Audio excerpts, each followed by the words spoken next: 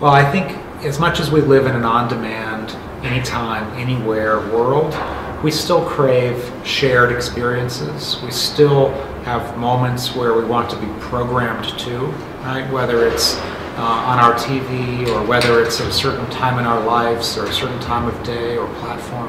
So we think on-demand plus linear programmed experiences go hand in hand. So it's, for us, it's completing the circle. You know, we started as an on-demand company, and now we have a linear channel, right? That's true multicast, programmed for people.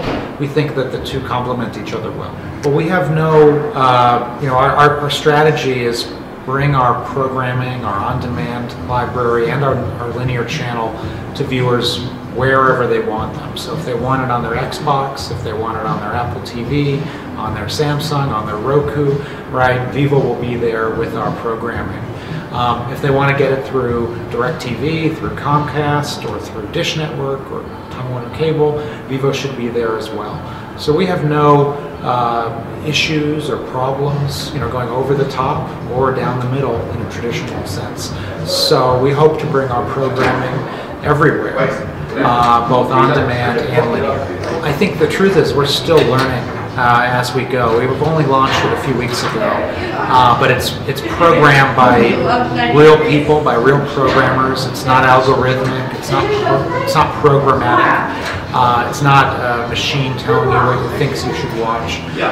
And so, you know, between our music videos, our original shows, our concerts and live events, we've programmed and curated blocks of music, blocks of programming that we think fit our audience at different times of day. So whether you want to watch vintage videos from the 80s or 90s while you're at work at lunch, whether you want to watch electronic music and DJs at 3 in the morning on your Xbox, if you want to watch, you know, every Friday night or Saturday night a live concert from Barcelona or from New York, you know, we're learning about what time of day and what days of the week to launch our own original shows. What do people want to watch in the morning? What do people want to watch at night? So we're very much learning because it's our first effort to program a linear channel.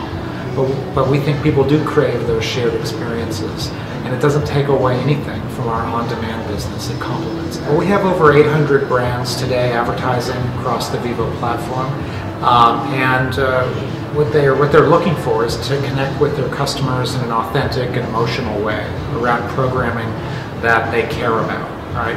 And that's whether it's on-demand or linear, we're selling that reach embedded in that programming. So with our linear channel, brands like State Farm and McDonald's and Adidas have all embraced our linear channel, and our charter brand partners, they're sponsoring our programming and our shows that are presented in a linear fashion. And then they're also a part of our on-demand business inherently. So we find that it's been well received, and but it's very early days. You know, so we're very much tuning the distribution of the channel, right? So it's distributed today on our website. It's distributed across our mobile apps and our television apps, but it's not everywhere that it needs to be yet.